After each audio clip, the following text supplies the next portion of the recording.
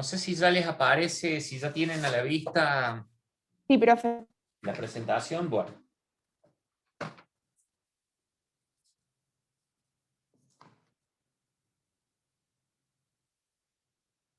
Hoy arrancamos entonces con la nueva unidad, con las instalaciones eléctricas. Recuerden, habíamos dicho que nosotros íbamos a estudiar instalaciones eléctricas, instrumentos y mediciones eléctricas, que es lo que hemos terminado con la evaluación de seguimiento de recién y con el trabajo práctico que deben presentar la semana que viene, pero desarrollamos la semana pasada, y después nos queda una unidad más que es de máquinas eléctricas. Puntualmente, en lo que tiene que ver con las instalaciones eléctricas y sistemas de protección, ya vamos a ver sistemas de protección para esas instalaciones o para los usuarios de las instalaciones. Lo que vamos a empezar a analizar es esto. Primero, ¿qué es instalación eléctrica? Acá yo les voy poniendo algunas definiciones que salen de la bibliografía que tienen disponible. Una instalación eléctrica es el conjunto de materiales, elementos, dispositivos y equipos que adecuadamente dispuestos y conectados permiten la alimentación y correcto funcionamiento de las cargas eléctricas de un inmueble en condiciones adecuadas de seguridad para las personas, cosas y el medio ambiente. Es decir, una instalación eléctrica es un conjunto de cosas. A lo largo de toda esta unidad vamos a ir viendo qué son esas cosas que conforman nuestra instalación eléctrica. Pero son elementos, dispositivos y equipos que deben estar adecuadamente dispuestos para permitir la alimentación de las cargas eléctricas en condiciones de seguridad. Ahora, ¿qué son esas cargas eléctricas de las que estamos hablando? No estamos hablando más del concepto físico de carga eléctrica asociado a un electrón, a un protón, o a un conjunto de átomos, o cuestiones por el estilo. Desde la perspectiva de las instalaciones eléctricas, las cargas eléctricas son la totalidad de los artefactos, ya sean fijos o móviles de un inmueble, que necesitan de energía eléctrica para funcionar. Si nos paramos ahí, piensen en su casa, piensen en el aula cuando iban a la facultad, piensen en cualquier taller, en cualquier industria. ¿Qué se imaginan ustedes que es una carga eléctrica?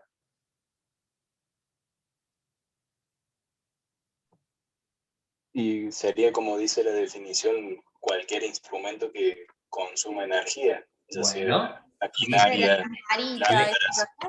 leemos esto entonces. Cargas eléctricas son las máquinas o aparatos fijos de la instalación, los tomacorrientes a los que podrán conectar todo otro equipo o artefacto móvil o portátil, y los artefactos de iluminación. Entonces, vayamos a nuestra casa. Una carga eléctrica es, para hacer la diferenciación, máquinas o aparatos fijos. A ver, en nuestra casa es poco común que tengamos máquinas o aparatos fijos. En general son todos móviles o portátiles y que van conectados a la instalación a través de toma corrientes, de enchufes. Los artefactos de iluminación, que son fijos, pero son puntualmente para iluminación. Cuando nos referimos a otros artefactos fijos que no van a estar conectados a través de toma corriente, por ahí en una industria son grandes máquinas, por ejemplo, una línea de producción de una embotelladora de gaseosas. Toda esa línea de producción no tiene un cable como tiene la plancha en nuestra casa, como tiene el televisor o el velador en nuestra casa, o como tiene la compu, de un cablecito que yo lo toma, lo alimento y comienza a funcionar. Tienen otro tipo de conexión directa a la instalación sin por un toma corriente, y esos son los que se llaman máquinas o aparatos fijos. En nuestra casa en general van a ser todos móviles y por ende conectados a través de toma corrientes. El tema es que en nuestra casa, si ustedes hacen un repaso en el departamento donde viven, se van a encontrar, se ubican lo que es un toma corriente, ¿cierto?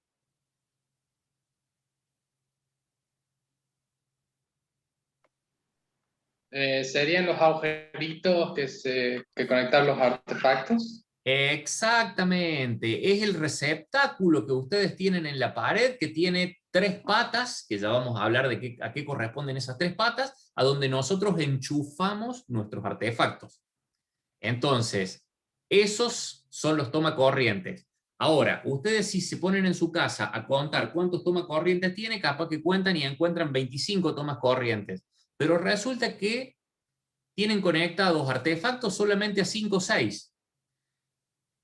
Cuando vamos a diseñar la instalación ya vamos a ver, podemos hacer un paralelismo o una analogía con un circuito hidráulico, con una cañería de agua. Mientras más cargas conectemos, más corriente tenemos que transportar. Es el equivalente en un circuito hidráulico a mientras más canillas abramos, más agua va a circular por el caño de alimentación.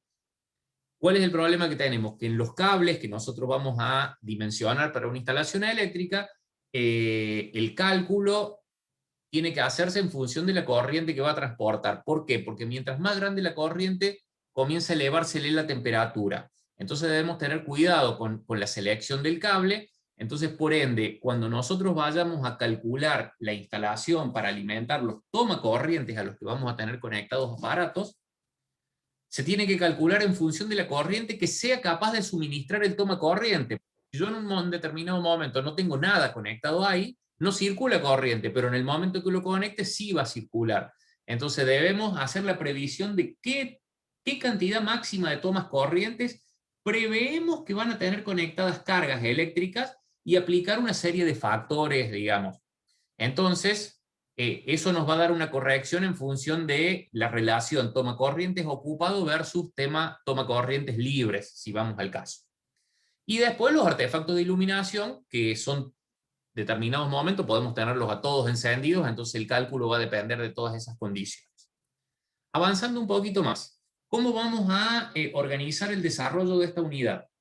Vamos a ir suministrando, más allá de la bibliografía que ustedes tienen publicada en Autogestión, que es un compendio de temas sacados de diferentes libros, armados ahí en un apunte.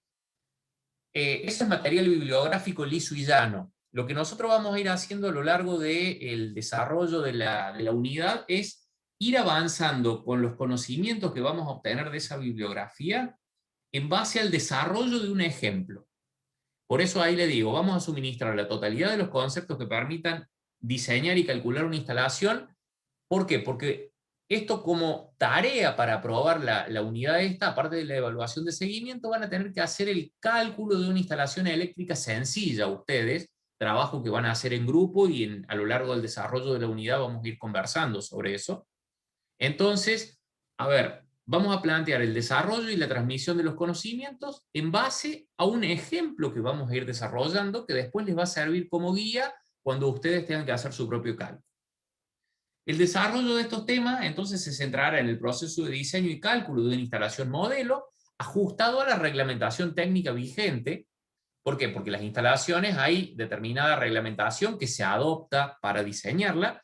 En nuestro caso vamos a ver, tiene puntualmente en cuenta una ley provincial, ley 10.281 de seguridad eléctrica para la provincia de Córdoba, su decreto reglamentario, y resoluciones que desde el año 2015 ha ido dictando el ente regulador de servicios públicos, el ERCEP, que tiene a su cargo la función de autoridad de aplicación de esta ley, y es la que determina cuáles son los requisitos que deben cumplir las instalaciones para poder obtener el servicio. ¿Qué es obtener el servicio? Que venga EPECO, la cooperativa eléctrica, dependiendo de dónde estemos nosotros, y nos conecte el medidor para vendernos energía. Si no tenemos la instalación correctamente adecuada y certificada por un instalador, que ya vamos a hablar de eso, no nos brindan el servicio, básicamente. ¿Qué vamos a tomar como guía para determinar los diferentes pasos en el cálculo de la instalación eléctrica modelo que vamos a ir desarrollando y que después les va a servir a ustedes para el trabajo que tengan que ejecutar por su cuenta? Es una guía de trabajo práctico que está ya disponible en la autogestión, que se la voy a publicar en el aula virtual cuando llegue el momento, pero que hoy ya se la voy a ir presentando como para que veamos los 10 pasos que vamos a cumplimentar y cómo vamos a ir diagramando cada una de las clases de aquí en adelante. También vamos a usar una serie de planillas de cálculo, dentro de las cuales vamos reflejando todos los pasos que vamos a ir desarrollando, que incluso le van a quedar disponibles a ustedes para reemplazarle valores y que les sirvan como base para el cálculo de lo que tengan que hacer. Todo esto, como les decía, disponible en la autogestión y que se lo voy a ir suministrando en la medida que avancemos a través del aula virtual también. ¿Alguna pregunta hasta el momento? No, profe. Perfecto, entonces. ¿Qué les dije recién? A la instalación lo vamos a desarrollar en base a los lineamientos de la ley esta provincial número 10.281, que es de seguridad eléctrica para la provincia de Córdoba, una ley innovadora, creo que hasta el momento sigue siendo única en el país, y todo el marco normativo asociado que tenemos. ¿Qué previsiones hace esta ley?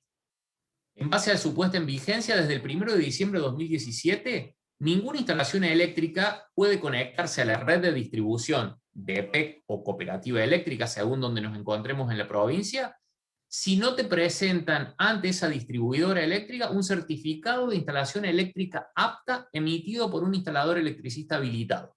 Define esas dos figuras, el certificado de instalación apta como elemento para obtener el servicio y el instalador habilitado como persona capaz y que exclusivamente ella puede extender ese certificado de instalación eléctrica apta. ¿Qué instalaciones resultan alcanzadas por esta ley? Todas las instalaciones nuevas, es decir, toda instalación que no haya tenido servicio hasta el momento, debe construirse o debe certificarse conforme a la reglamentación AEA. ¿Qué es AEA? Asociación Electrotécnica Argentina. Es una institución sin fines de lucro en el país que junta las cabezas pensantes de múltiples sectores intervenientes en el rubro de las instalaciones eléctricas y determina qué lineamientos debe cumplir una instalación para entenderse segura para las personas, las cosas y el medio ambiente. Y para el caso de instalaciones existentes, el ERCEP por resolución 49 de 2016 determinó que ante la reanudación del servicio, ¿qué reanudación del servicio? Le doy la baja al servicio porque no quiero vivir más en el lugar o porque no quiero pagar el servicio porque me estoy mudando a otro lado o lo que fuere o porque era un kiosco y terminó la actividad comercial. Cuando me retiran el medidor, si lo voy a pedir nuevamente, ante esa reanudación del servicio, ahí tengo que presentar un certificado. Ese certificado tiene una vigencia de 2 años. Ahora, mientras yo no pida reanudación del servicio, dura eternamente por el momento. Ahora, en el momento que pedí la baja, imagínense un departamento que está alquilado. Lo certifiqué, lo presenté ante EPEC, me da el servicio. Yo vivo durante 6 años ahí sin que tenga que haber reanudación, porque nunca me cortaron, nunca me retiraron el medidor, nunca pedí que lo retiren, no tengo problema, no se me vence. Y la baja, EPEC retiró el medidor. Cuando viene otra persona o yo mismo voy a pedir el servicio de nuevo ahí, me van a decir su certificado tiene más de 2 años, tiene que traer uno nuevo, es decir, el electricista habilitado tendrá que ir nuevamente, verificar la instalación y extender ese nuevo certificado para acreditar que se cumplen las condiciones de seguridad. Esas condiciones de seguridad son tanto en la instalación del usuario. ¿Qué es la instalación del usuario? Lo que va a estar desde el medidor que me conecte la empresa que me venda la energía hacia adentro, pero también en lo que tiene que ver con el punto de conexión y medición. Para que ustedes se ubiquen, en una casa, el punto de conexión y medición es el pilar dentro del cual está el caño por el que entra, el cable por el que llega la energía al medidor, la caja donde está el medidor y las protecciones primarias para la instalación en general, y desde allí van los cables hacia la instalación interna. Ya vamos a ir hablando de todo esto a lo largo de la unidad. No se desesperen si no entienden algún que otro término, más allá que tienen permiso para interrumpirme y preguntar todo lo que necesiten. Bien, ¿quiénes son estos instaladores electricistas habilitados que pueden certificar estas instalaciones para que puedan obtener el servicio? Son personas físicas que pueden agruparse en 3 categorías. Categoría 1, profesionales con título de grado universitario con alcance o incumbencia en la especialidad eléctrica, matriculados en el respectivo colegio profesional. Todos los profesionales, una vez que nos recibimos en la universidad, para ejercer lícitamente nuestra actividad, debemos estar matriculados en un colegio que regule nuestra actividad, que tenga un tribunal de ética y nos sancione si metemos la pata, si hacemos cosas indebidas. Por ejemplo, ustedes como futuros ingenieros químicos, y en mi caso como ingeniero electricista, vamos a terminar todos matriculados dentro del Colegio de Ingenieros Especialistas de Córdoba. No sé si ustedes habían escuchado de ese colegio, pero es el que reúne a todos los ingenieros no civiles. Los únicos ingenieros que tienen un colegio independiente son los ingenieros civiles.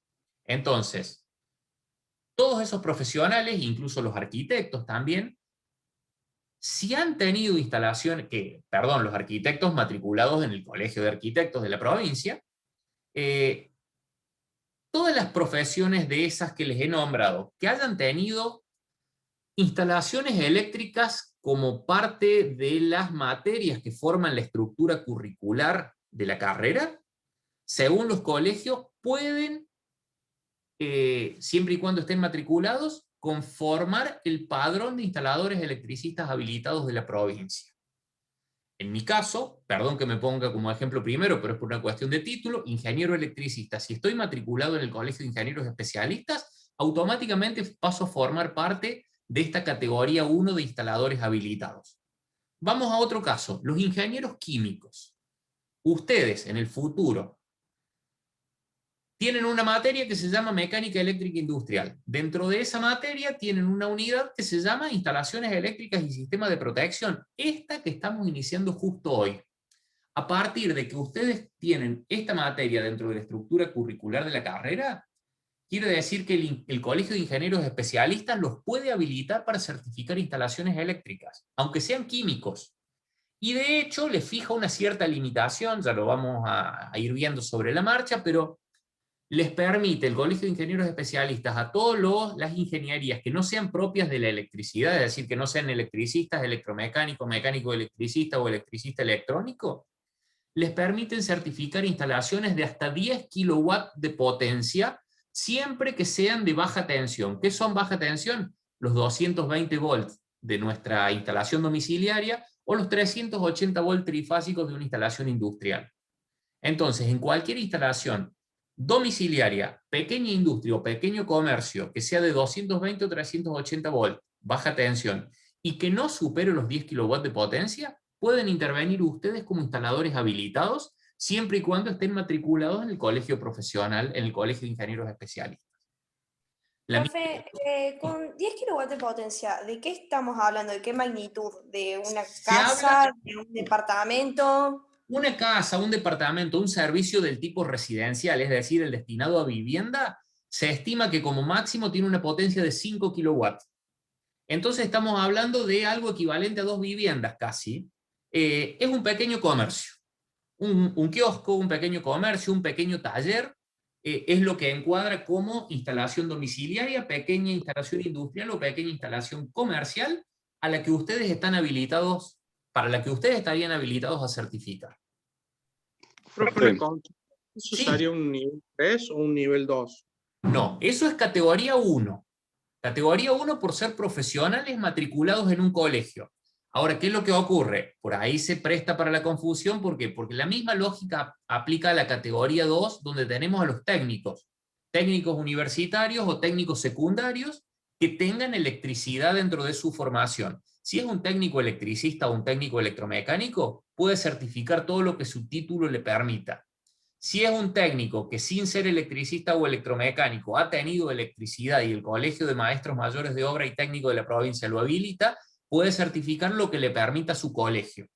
Lo que yo les decía a ustedes de los 10 kilowatts es puntualmente una habilitación que les extiende el propio Colegio de Ingenieros Especialistas a los ingenieros químicos, a los ingenieros mecánicos, a los ingenieros industriales, que sin ser electricistas han visto instalaciones eléctricas en la carrera.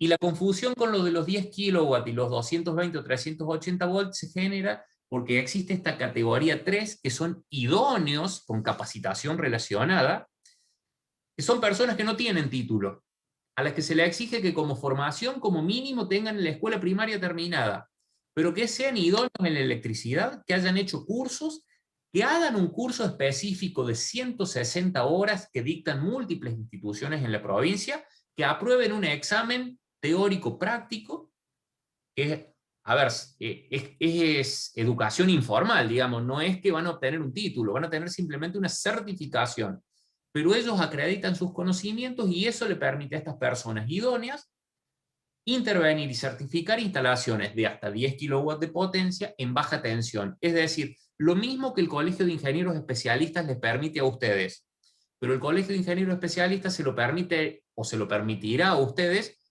por el simple hecho de haber obtenido el título de ingenieros químicos, sin tener que ir a hacer un curso de 160 horas, ni rendir un examen como tienen que hacer las personas idóneas. ¿Se entiende la lógica? Sí, se entiende. Perfecto. Vamos al procedimiento para el diseño y cálculo de una instalación eléctrica. Lo primero que debemos hacer... Profe, una pregunta. Sí, adelante. La UTN da un curso, ¿no? De Sí. electricista matriculado. ¿En qué categoría sería? Bueno, Segunda. ese curso va destinado a instaladores idóneos. Y le Bien. hago una aclaración, no se llama matriculado. La matrícula está reservada para quienes, entre comillas, nos matriculamos en un colegio profesional. Es decir, tenemos un título que nos permite matricularnos. Acá hablamos de instaladores electricistas habilitados. Un ingeniero electricista, un ingeniero químico va a ser habilitado por tener título y estar matriculado en su colegio. Un idóneo va a ser habilitado porque acreditó sus conocimientos ante el ente regulador de servicios públicos, pero no tiene un título que le permite matricularse. Bueno, la Universidad Tecnológica, la Universidad Nacional, la Secretaría de Equidad y Promoción del Empleo, un montón de academias en Córdoba y en toda la provincia dan estos cursos de 160 horas que son para todo el mundo. ¿Por qué? Porque también lo puede hacer un estudiante de ingeniería química como ustedes y transformarse en electricista habilitado si lo logra aprobar. Lo puede hacer incluso un ingeniero electricista que no quiera matricularse en su colegio. ¿Por qué? Porque estar matriculado en el colegio implica un costo. Yo tengo que pagar una matrícula, hacer aportes profesionales a la caja de la arquitectura, ingeniería y demás hierbas, digamos. Entonces tiene un costo para mí estar matriculado en mi colegio y aportar a la caja respectiva. Entonces, por ahí a lo mejor digo, no, yo tuve el título porque quise estudiar esta carrera y decidí ser docente y ahora quiero ser electricista. No me voy a matricular. Hago este curso, demuestro que, más allá de que yo ya era ingeniero, hice el curso, demostré mis conocimientos en instalaciones eléctricas y puedo certificar instalaciones de hasta 10 kilowatts en baja tensión. Mientras que si como ingeniero electricista me matriculo en el Colegio de Ingenieros Especialistas, puedo certificar todo lo que mi título me permita. Y como ingeniero electricista es todas las instalaciones eléctricas habidas y por haber, sin importar potencia, sin importar nivel de tensión. O sea, son diferentes alternativas, pero todos ese tipo de cursos habilitan a cualquiera que lo haga solo para instalaciones de hasta 10 kilowatts en baja tensión. Profe, ¿puedo hacer un comentario? Sí. En la UTN dan el curso y, o sea, digamos, el completo dura un año y son Sí. los sábados 4 horas. Sí. Eso es más o menos el curso que Sí, dan sí. ahí en la UTN. Pero si es el curso que la UTN da por tener convenio con el ente regulador de servicios públicos, es un curso que más allá de lo que dure, acumula 160 horas, y esas 160 horas habilitan a cualquier persona que lo logre aprobar para certificar este tipo de instalaciones, es decir, las mismas que podrían llegar a certificar ustedes cuando sean ingenieros químicos sin necesidad de hacer ese curso, básicamente. O sea, Sí. profe, una persona en la categoría 2 y categoría 3, y nosotros, por ejemplo, cuando seamos ingenieros químicos y estemos Sí. matriculados, es solamente hasta esa cantidad de potencia que había dicho usted, ¿no? Claro, porque como idóneo, Todo el resto son para los ingenieros Para- electromecánicos. para y, los que están en el rubro de las instalaciones eléctricas puntualmente, ahí tienen capacidad de intervenir en instalaciones más grandes, exactamente. Sí, pero- Profe, y otra consulta. Una persona, por ejemplo, que trabaje, no sé, en EPEC, Sí, que esté muy metida en eso, ¿no califica para alguna de esas ramas? califica siempre y cuando tenga el título que corresponde para categoría 1 o para categoría 2 y siempre y cuando esté matriculado en su colegio. De ahí en más, si es la persona que más sabe de electricidad en la provincia, pero no tiene título o no está matriculado, sí o sí tiene que rendir el examen y hacer las 160 horas para ir como idóneo en la categoría 3. O sea, no es que por trabajar en el tema te habiliten a más o no tengas que demostrar tus conocimientos. Y otra variante que hay es que no necesariamente tenés que hacer el curso. Las mismas instituciones que dan el curso, por ahí para la gente que ya sabe, te habilitan por convenio con el ERCEP un examen libre en el que vas y rendís un práctico, rendís un teórico, cableando una instalación, ejecutando una instalación, y si ya sabes, te dan el certificado y con eso ingresas al registro sin necesidad de gastar 160 horas cursando, digamos. Pero tenés ese techo de los 10 kilowatts y la baja tensión. Profe, ¿y en qué lugares habría alta tensión aparte de las estaciones de transformación? Los grandes consumidores, las grandes empresas, compran en altas tensiones, en tensiones más altas que 220 o 380 volts. Ahora, es común, cualquier empresita chica tiene 40, 60, 80 kilowatts de potencia, mucho más que 10. Entonces ya vamos a ver en el ejemplo que empecemos a desarrollar qué fácil se superan los 10 kilowatts. Entonces es bastante acotado el alcance de los 10 kilowatts. Ahora, por nivel de tensión, por ejemplo, vamos a algo grande. Fiat, acá en Córdoba, compra en alta tensión. ¿Qué es alta tensión para el sistema eléctrico provincial? 66.000 o 130.000 voltios. O sea, mucha tensión. Media tensión son 13.000 o 33.000 volts, 13.200 o 33.000. Bueno, hay muchas industrias que compran en ese nivel de tensión. Por ejemplo, la Universidad Tecnológica, el predio ahí de la universidad, en la esquina donde está BEIT, hay una puerta que da hacia la calle, que tiene todos los carteles de peligro, alta tensión, porque la universidad compra en 13.200 volts, nuestra universidad. Entonces, como para que te des una idea de qué es un usuario que compra en un nivel de tensión diferente de baja. Gracias. Vamos a nuestra instalación entonces. Cuando nosotros vamos a diseñar una instalación, lógicamente no existen las cargas, no hay nada. Posiblemente se está apenas construyendo el inmueble dentro del cual vamos a tener que desarrollar la instalación, o a lo mejor está en proyecto. Hay un arquitecto o un ingeniero civil haciendo los planos del inmueble y nosotros haciendo los planos de la instalación eléctrica. Entonces, el primer paso, tenemos que relevar la información previa del emprendimiento doméstico, industrial o comercial al que le vamos a ejecutar la instalación, ya sea que exista o que se pretenda diseñar. Entonces vamos a tener que recabar esa información. Si se trata de un inmueble que ya existe, pero la instalación no da más y la tenemos que hacer de nuevo, va a ser fácil. Vamos a ir, lo vamos a relevar, vamos a ver qué son las cargas eléctricas que tenemos ahí, y en función de eso vamos a determinar la instalación a ejecutar. Pero en muchos casos nos vamos a basar en los datos que nos dé nuestro cliente sobre qué es lo que va a instalar, y en función de eso desarrollaremos la instalación. Entonces, en base a los conceptos, criterios y normativa aplicable, vamos a tener que llevar a cabo las siguientes actividades. Situar e identificar todas las cargas eléctricas y sus características, es decir, sobre un plano de la vista en planta, de la fabriquita sobre la cual tenemos que trabajar para diseñar la instalación, vamos a tener que situar, es decir, ubicar en qué lugar va a estar cada carga eléctrica, cada máquina, cada toma corriente, cada artefacto de iluminación, e identificar todas sus características, nivel de tensión, potencia y demás datos que nos sirvan para calcular la intensidad que vaya a consumir. El punto 2 es determinar esas intensidades máximas, cuánto va a consumir cada carga y qué potencia máxima simultánea va a tener la instalación. ¿Qué es esa potencia máxima simultánea? La potencia que va a requerir toda la instalación en su conjunto cuando esté funcionando a pleno, y es la que, si está por debajo o hasta 10 kilowatts como máximo, la van a poder certificar ustedes, o si está por arriba de los 10 kilowatts, va a tener que ser sí o sí un instalador categoría 1 o 2, pero con incumbencias, instalaciones eléctricas de esa envergadura que se llaman mayores o de características especiales.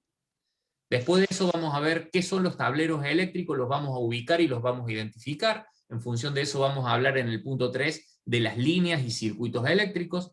En el punto 4 vamos a cerrando el 3 vamos a representar esquemas topográficos, que es la distribución espacial de las cargas, de los tableros y de las líneas y circuitos. Vamos a representar el diagrama unifilar de la instalación, indicando, tanto gráfico como en una tabla. A partir de eso vamos a determinar los diferentes tipos constructivos de instalación que se van a realizar para alimentar esos tableros y todas las cargas.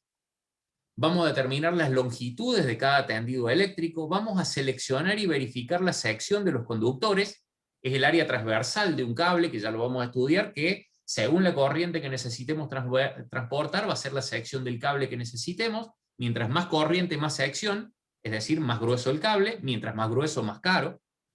Vamos a dimensionar las canalizaciones dentro de las cuales vamos a instalar estos cables, según lo pongamos en cañerías, lo pongamos en túneles, lo pongamos subterráneo, o en cable canal, por ejemplo, o en bandeja. Vamos a seleccionar los dispositivos de maniobra y protección. ¿Qué son los dispositivos de maniobra y protección? Todos los elementos que nos van a permitir conectar y desconectar la electricidad, encender y apagar las luces, encender y apagar las cargas, e incluso proteger a la instalación de sobrecargas, cortocircuitos o fugas a tierra que podrían electrocutar a una persona, por ejemplo. Vamos a dimensionar los gabinetes dentro de los cuales se van a instalar todas esas protecciones, y vamos a elaborar el cómputo de materiales. Cuando llegamos al punto 10 hemos hecho todo lo que corresponde a los pasos técnicos para tener correctamente diseñada nuestra instalación, y a partir de allí vamos a elaborar el documento técnico del proyecto de la instalación, lo que sería el proyecto de la instalación eléctrica que estamos pretendiendo realizar. En la práctica esto lleva a que después tenga que hacerse un presupuesto, computar costo de materiales, costo de imprevistos, costo de mano de obra, costo de ingeniería. Nosotros vamos a llegar hasta el cómputo de materiales, que básicamente sería, a partir de haber diseñado correctamente la instalación, tener el listado de compras, el listado de materiales que tengo que llevar a la casa de electricidad para que me digan cuánto cuestan todos los materiales de esa instalación eléctrica. Y vamos a hablar de los materiales principales, de los que tienen que ver con el diseño eléctrico. Ya vamos a ver cuando hagamos una instalación subterránea, por ejemplo, que va puesta bajo tierra, el cable va cubierto con ladrillos para que si alguien cava con una pala desde arriba no rompe el cable. No vamos a computar los ladrillos, vamos a computar solamente los materiales eléctricos, digamos, porque no nos da el tiempo para profundizar mucho más. A partir de allí, arrancamos con el punto 1, es decir, empezamos a diseñar nuestra instalación eléctrica. El punto 1 dice, situar e identificar las cargas eléctricas y sus características. ¿Qué es situar las cargas? Como les decía recién, determinar la posición exacta que van a tener dentro del inmueble en el que las vamos a instalar o en el que necesitamos que funcionen. ¿Qué van a hacer estas cargas? Todas las máquinas o aparatos fijos que estemos utilizando, los toma corriente que debemos dejar previstos para cuando necesitemos enchufar algo, y todos los artefactos de iluminación. Todo ello ubicado respecto de la construcción edilicia de este emprendimiento. Yo acá les dibujé el que vamos a usar como ejemplo. Vamos a suponer un galpón de 25 metros de profundidad por 15 metros de ancho, dentro del cual vamos a tener 3 máquinas, máquina M1, máquina M3, máquina M2. Vamos a tener todas estas líneas azules que están dentro del inmueble, que son 2 líneas de 8 tubos fluorescentes cada una, que nos van a dar luz para que podamos ver en el interior. Vamos a tener un patio posterior, dentro del cual vamos a tener 2 lámparas que también van a ser para iluminar ese patio. Vamos a tener en la zona de arriba, adelante, al frente, donde tenemos la puerta de ingreso principal, 2 lámparas que iluminen por si esto se tratara de una playita de estacionamiento, que tiene 15 metros de profundidad también. Y este punto M que tenemos identificado acá arriba, que es el punto de conexión y medición, donde va a estar el medidor. ¿Por qué es imprescindible saber eso? Porque el medidor debe estar siempre sobre línea municipal, vía pública. La distribuidora eléctrica, el medidor, en los únicos lugares donde pone el medidor en el interior de un inmueble, es en los edificios de propiedad horizontal para que estén todos concentrados en el mismo lugar. Pero cuando se trata de una pequeña empresa, una industria, un usuario residencial común, el medidor está siempre dando a la calle. ¿Para qué? Para que la distribuidora pueda pasar todos los meses, tome la lectura y sepa qué consumió para facturar. O para controlar que no se le estén toqueteando y le estén robando energía también, si vamos al caso. Entonces siempre es imprescindible ubicar dónde va a estar el medidor, y el medidor dónde va a estar accesible desde la vía pública. Y las otras cargas que no les alcancé a identificar, vamos a tener sobre la pared de la derecha estos 3 cuadraditos verdes que aparecen, son 3 tomacorrientes trifásicos, es decir, me van a permitir enchufar máquinas portátiles o móviles de 380 volts. Y los 3 de la izquierda, 3 tomacorrientes monofásicos, que nos van a dejar conectar máquinas o artefactos monofásicos, básicamente. Si avanzamos un poquito más, ahora, eso había sido, situar las cargas e identificarlas. Ahora vamos a determinar sus características. Y con esta pantalla terminamos por el día de hoy. ¿Qué características van a tener estas cargas? Depende de lo que nosotros necesitemos. Por ejemplo, para nuestro caso vamos a encontrarnos con que la máquina 1 en realidad es una máquina que tiene un motor de 4 HP de potencia, que nosotros si vamos a la máquina nos da ese dato, porque a lo mejor es el motor que acciona un compresor de aire o que acciona una sierra, por ejemplo una sierra circular en una carpintería. Es monofásico, por ende es de 220 volts, que tiene un coseno de phi de 0,753. ¿Qué era el coseno de phi? El coseno del ángulo de desfasaje entre la tensión y la intensidad dado por la existencia de una reactancia inductiva propia de los motores eléctricos. Y un rendimiento.